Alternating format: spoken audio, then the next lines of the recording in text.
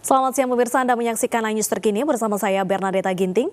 Pemirsa, kita akan mengikuti rapat koordinasi terkait dampak corona pada bidang ekonomi yang dipimpin langsung oleh Sri Mulyani selaku Menteri Keuangan Republik Indonesia. Sama-sama dengan menteri terkait sudah melakukan beberapa identifikasi, seperti Menteri Pendidikan yang akan merealokasikan anggarannya untuk peningkatan bantuan pendidikan dan intervensi di bidang penanganan COVID. Ini sedang dilakukan. Kemudian Menteri Sosial yang sedang melakukan penghitungan untuk berapa jumlah, apakah melalui PKH atau melalui kartu sembako, di dalam menentukan jumlah targetnya, apakah akan tetap 10 juta tapi dinaikkan atau dinaikkan ke 15 juta dengan benefit yang sama. Kita sekarang sedang kaji untuk bisa membuat keputusan secara sangat segera. Tujuannya adalah kalau PKH itu 10 juta penerima itu dikalikan 5 anggota keluarga, itu sekitar 50 juta masyarakat mendapatkan manfaat langsung yang bisa diberikan pemerintah dalam bentuk uang yang lebih banyak. Atau kita juga memberikan sembako untuk kartu sembako yang kemarin sudah kita umumkan dinaikkan. Ini adalah pilihan safety net untuk sekitar 50 hingga 75 juta masyarakat yang selama ini menjadi target dari 2 kartu tersebut.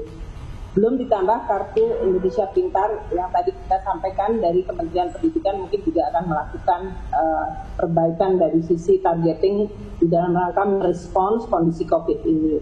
Tentu dengan adanya kartu prakerja yang tadi disampaikan oleh Pak Menko yang akan membantu, kita harapkan bisa masuk melalui mereka yang terkena PHK atau penghentian temporer untuk bisa mendapatkan dukungan langsung dalam bentuk cash dan training.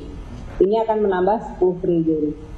Jadi total ada sekitar 38 triliun kita akan realokasikan segera untuk berbagai tadi kegiatan-kegiatan baik di bidang pendidikan, social safety net, dan di bidang kesehatan. Termasuk untuk bidang kesehatan ini ada 6,1 triliun untuk asuransi dan santunan kepada tenaga-tenaga medis yang sekarang ini mereka ada di depan yang menghadapi risiko paling besar. Kita akan memberikan asuransi santunan kepada tenaga medis yang menangani COVID ini. Untuk desainnya sedang dimatangkan. Namun kita sudah mencadangkan total untuk intervensi ini antara 3,1 triliun hingga 6,1 triliun. Kita sedang akan melakukan penghitungan untuk segera bisa diberikan kepastian kepada seluruh tenaga-tenaga medis, baik dokter, dokter spesialis, dokter biasa maupun kepada perawat atau para medis. Untuk keperluan BNPB sebagai gugus tugas, sekarang sudah mengajukan anggaran 3,3 triliun yang sedang kita evaluasi di dalam kemampuan BNPB untuk segera melaksanakan tugas tersebut. Ini akan menjadi prioritas kita untuk segera bisa BNPB melakukan berbagai kegiatan emergensi yang sekarang dilakukan. Dan kami akan terus melakukan koordinasi dengan Mendagri dan Kementerian Desa. Tadi Bapak Presiden sudah menginstruksikan agar dana desa yang 72 triliun untuk desa yang memang menjadi pusat klaster dari penyebaran, kita akan lakukan redesigning. Untuk desa-desa yang memang di daerah yang sama sekali belum terkena COVID, mungkin bisa tetap sama, tidak ada perubahan. Jadi Presiden juga tadi menginstruksikan tidak semua daerah mengalami hal yang sama. Namun dana yang ada harus bisa dipakai untuk membantu masyarakat dan membantu pemerintah sampai dengan ke aparat desa di dalam merespons penanganan COVID ini. Karena nanti BNPB di dalam menyampaikan program ini akan sampai kepada masyarakat di level paling kecil, yaitu desa, RT, RW. Itu dibutuhkan suatu kerja sama dan kerja bersama-sama untuk menangani secara baik. Untuk itu, kami akan terus melakukan komunikasi. Untuk UMKM, tadi Kementerian UMKM sudah menyampaikan suatu proposal. Nanti kita akan evaluasi bersama dengan Pak Menko Perekonomian, tindakan-tindakan kita dan jalur untuk memberikan bantuan. UMKM yang selama ini apakah melalui KUR, ataukah melalui ultramikro, UMI, atau channel-channel yang lain di dalam membantu mereka. Nanti Pak Wimbo juga menyampaikan dari sisi OJK, Lembaga Keuangan.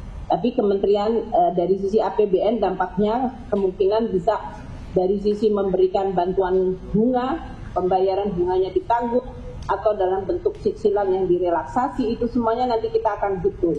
Tapi poinnya adalah untuk seluruh penerima KUR dan UMI, dan mungkin termasuk kaki lima yang lain, yang itu mungkin dari sisi targetingnya kita harus pikirkan bagaimana mencapai kepada kelompok ini yang sekarang ini terdampak sangat besar. Tentu kami tidak melakukan ini semuanya di dalam konteks hanya APBN yang menjadi sumber utama atau sumber satu-satunya. Kita meminta kepada APBD, daerah-daerah juga melakukan prioritas kembali, terutama mungkin untuk 5 provinsi yang di Jawa ini, yaitu Jakarta, Banten, Jawa Barat, Jawa Tengah, dan Jawa Timur. Ini yang mungkin paling besar konsentrasi dari terjadinya. Mungkin mereka APBD-nya dari provinsi, kabupaten, dan kota kita minta untuk merespon secara sangat segera, sehingga bebannya itu bisa dilakukan secara bersama-sama. Jangan lupa bahwa transfer ke daerah mencakup lebih dari 850 triliun yang tentunya bisa dipakai untuk hal ini. Terakhir, saya ingin sampaikan kepada teman-teman wartawan. Kami di KSSK, saya dengan Gubernur BI, Pak Wimbo dari OJK dan LPS, terus memantau stabilitas sistem keuangan kita. Kita tahu bahwa pergerakan di pasar saham, nilai tukar, maupun surat berharga negara (SBN) itu terus berjalan bersama-sama dengan apa yang terjadi di dalam level global. Kita akan melakukan berbagai tindakan untuk meyakinkan bahwa stabilitas sektor keuangan akan tetap terjaga meskipun tekanannya sangat besar saat ini. Sampai hari ini tentu nanti Pak Wimbo, LPS, Pak Gub akan menyampaikan langkah-langkah yang dilakukan oleh masing-masing otoritas tersebut. Namun bersama-sama kami terus melakukan pemantauan, entah itu dari kebutuhan likuiditas, kebutuhan dari sisi foreign exchange, dari pergerakan surat utang, dari korporasi, dari kemungkinan terjadinya dampak NPL yang meningkat. Ini semuanya sedang kita terus pantau dengan protokol yang sama terjadi di tahun 2008-2009. Kami tentu harus memodifikasi berdasarkan situasi terkini, namun dampaknya kepada sistem keuangan yang rembesannya atau masukan dari dampak corona itu kepada sektor keuangan melalui suku bunga, nilai tukar, pinjaman yang mungkin akan mengalami kemacetan, maupun dari berbagai sentimen psikologis akan kita masukkan di dalam protokol di mana kita sedang meningkatkan. Saat ini kita terus meningkatkan level dari waspada ke siaga, akan terus kita lakukan sehingga kita mampu betul-betul mengadjust atau menyesuaikan tingkat dari pemerintah untuk melakukan respons terhadap pergerakan yang begitu sangat dinamis. Dan kita akan terus melaporkan kepada Bapak Presiden, Pak Wapres, Pak Menko mengenai langkah-langkah yang dilakukan. Tadi saya sudah sampaikan bahwa dengan DPR kita juga berkomunikasi dan kita akan terus berkomunikasi, dan juga dengan BPK yang saat ini juga BPK sedang menghadapi situasi di mana mereka seharusnya mulai melakukan audit, tapi karena situasi COVID ini pasti kemampuan untuk mengaudit secara langsung akan sangat terpengaruhi. Kami sedang berkomunikasi juga dengan BPK mengenai kemampuan BPK melakukan audit untuk APBN 2019. Namun juga untuk tahun depan, untuk tahun APBN 2020 ini kami juga akan mengkonsultasikan ke BPK mengenai situasi emergensi seperti ini yang tentu akan mengubah banyak sekali langkah-langkah yang dilakukan oleh kementerian, lembaga, dan daerah di dalam melaksanakan APBN yang sekarang harus diubah prioritasnya. Sehingga nanti tidak menjadi temuan audit. Tentunya kita tetap menjaga tata kelola, kita tetap tidak akan mengharap tidak terjadi korupsi, penyelewengan, tapi semua bekerja fokus untuk benar-benar menangani masalah pandemik ini dan melindungi masyarakat serta dunia usaha. Mungkin itu yang bisa kami sampaikan Pak Menko dari kami. Terima kasih. Wassalamualaikum warahmatullahi wabarakatuh. Terima kasih Bu Menko, Pak Gubernur BI.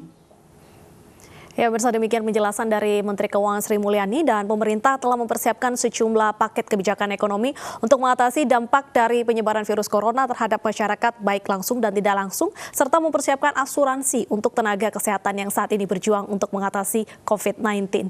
Dan pemirsa, demikian iNews terkini. Terima kasih atas kebersamaan Anda. Saya Bernadeta Ginting undur diri. Selamat menyaksikan acara kami selanjutnya.